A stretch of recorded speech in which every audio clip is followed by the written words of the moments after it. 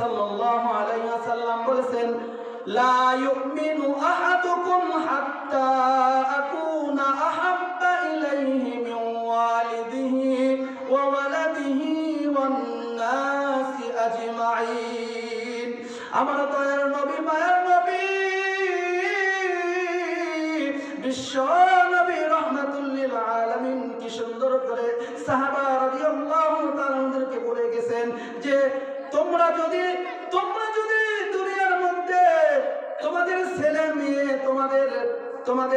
মেয়ে, তোমাদের ধন সম্পদ, তোমাদের বাবা মা, তোমাদের স্ত্রী, এগুলোর চেয়ে যদি আমি নবীকে বেশি মহব্বত না করতে পারো, বেশি ভালো না বাসতে পারো, তাহলে তোমরা প্রকৃত মুমিন হইতে পারবে না, প্রকৃত মুমিন হতে পারবে না। কি কথা! আপনি আমার অন্তরের মধ্যে যদি নবীর প্রেম, নবীর ভালোবাসা, আমার দুনিয়াবি যত বস্তু আছে না কেন, আমার সন্তান, আমার স্ত্রী, আমার মেয়ে, আমার ছেলে, আমার পিতা, আমার মাতা, আমার আত্মীয় স্বজন, অর্থাৎ আমার যত ধন সম্পত্তি আছে না কেন, দুনিয়ার মধ্যে সমস্ত কিছুর থেকে যদি আমি নবীর মহব্বত বেশি অন্তরে না হয়, তুমি প্রকৃত মুমিন হতে পারবে না। তাহলে আমাদেরকে প্রকৃত মুমিন হতে হলে নবীজিকে অন্তর দিয়ে ভালোবাসতে হবে, অন্তর দিয়ে মহব্বত করতে হবে, তাহলে আমরা প্রকৃত মুমিন হইতে পারবো, আমরা স্বর্ণের মানুষ হইতে পারবো। আমরা যদি নবীজি সাল্লাল্লাহু আলাইহি ওয়াসাল্লাম বলেছেন, মান আহাব্বা সুন্নতি ফাকাদ আহাব্বানি ওয়া মান আহাব্বানি কানা মাই ফিল জান্নাহ।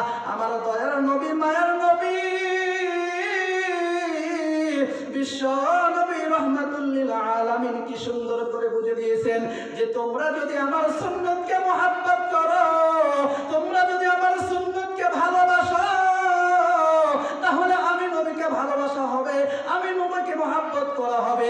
আর আমি নবীকে যে মহব্বত করবে, আমি নবীকে যে ভালোবাসবে, কাল কঠিন কিয়ামতের দিন মুসিবতের সময় সে আমার সঙ্গে জান্নাতে যাবে। সুবহানাল্লাহ বলেন না? আমি আপনি যদি নবীকে মহব্বত করি, নবীর সুন্নতকে আঁকড়িয়ে ধরি, নবীর দেখানো সুন্নত মোতাবেক আমার জিন্দেগি পরিচালনা করি, নবীর কথা, কাল কঠিন কিয়ামতের দিন মুসিবতের সময় নবীজি বলেছে তার কোনো চিন্তা থাকবে না, তার কোনো ভয় থাকবে না। আমাকে ভালোবাসার কারণে, আমাকে মহব্বত করার কারণে সে আমার সঙ্গে জান্নাতে চলে যাবে। সুবহানাল্লাহ বলে। বেশি কাজ করতে হবে জান্নাতে গিয়ে, তাহলে বেশি লাগবে না। ফরজগুলি আদায় করবো, আল্লাহর হুকুম বিধানগুলি আদায় করবো সঠিকভাবে, এবং নবীর সুন্নতকে আঁকড়িয়ে ধরবো, নবীর জিন্দেগি ফলো করবো, নবীর সিরাত করবো, নবীর দেখানো সুন্নত অনুযায়ী আমার জিন্দেগি পরিচালনা করবো, নবীর হাদিস অনুযায়ী আমি কি হব, আমি নবীর শাফায়াত দিয়ে নবীর সঙ্গে জান্নাতে থাকবো। সুবহানাল্লাহ, সুবহানাল্লাহ। সাহাবায়ে কেরাম রাদিয়াল্লাহু তাআলা আনহুম আজমাইনরা কত সুন্দর করে নবীকে ভালোবেসেছে, নবীকে মহব্বত করেছে। কয়েকটি ঘটনা শোনাইতে চাই আপনাদেরকে। আল্লাহর নবীর সাহাবী হযরতে আব্দুল্লাহ ইবনে জুবাইর রাদিয়াল্লাহু তাআলা আনহু একটি ঘটনা আছে হাদিসের মধ্যে। নবীজি সাল্লাল্লাহু আলাইহি ওয়াসাল্লাম একদিন কি করেছিলেন, শরীরের মধ্যে সিঙ্গা লাগাইছিলেন। এরকম সিঙ্গা লাগাইলে মানুষের শরীর থেকে দূষিত রক্ত বের হয়। এই দূষিত রক্ত বের হয়েছিল। নবীজি সাল্লাল্লাহু আলাইহি ওয়াসাল্লাম আব্দুল্লাহ ইবনে জুবাইর রাদিয়াল্লাহু তাআলা কে এই রক্তগুলি দিয়ে বলেছিল, এই পচা রক্তগুলি, এই দুর্গন্ধ রক্তগুলি তুমি কি করো, এরকম করে এমন জায়গায় যাপন করো যেন কোনো মানুষ না যায়। নবীজি সাল্লাল্লাহু আলাইহি ওয়াসাল্লাম এই সাহাবীকে আব্দুল্লাহ ইবনে জুবাইর রাদিয়াল্লাহু তাআলা কে দিলেন। আব্দুল্লাহ ইবনে জুবাইর রাদিয়াল্লাহু তাআলা এই রক্তগুলি নিয়ে গিয়ে চিন্তা করলেন, আমি এগুলি রক্ত কোথায় দাপন করব, কোথায় রাখবো না যদি মানুষের পা পড়ে যায়।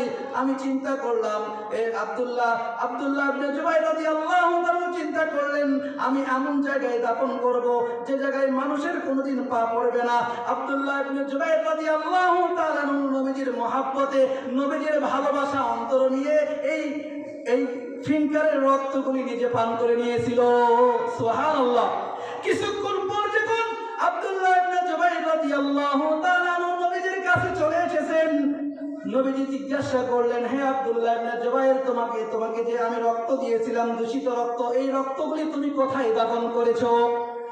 আল্লাহর নবীর সাহাবী হযরত আব্দুল্লাহ ইবনে জুবাইর রাদিয়াল্লাহু তাআলা ডাক দিয়ে বলেন, ইয়া রাসূলুল্লাহ, ইয়া হাবিবাল্লাহ, এই রক্তগুলি এমন জায়গায় দাফন করেছি দুনিয়ার কোন মানুষ এটাকে দেখতে পারবে না, দুনিয়ার মানুষ এখানে যাইতে পারবে না, দুনিয়ার কোন মানুষ এখানে পা রাখতে পারবে না। ইয়া রাসূলুল্লাহ, আমি এই রক্তগুলি আমার শরীরের মধ্যে ঢুকাইছি, আমি আপনার মহব্বতে, আপনার ভালোবাসায় এই রক্তগুলি আমি পান করে নিয়েছি। সুবহানাল্লাহ। দেখেন, একটা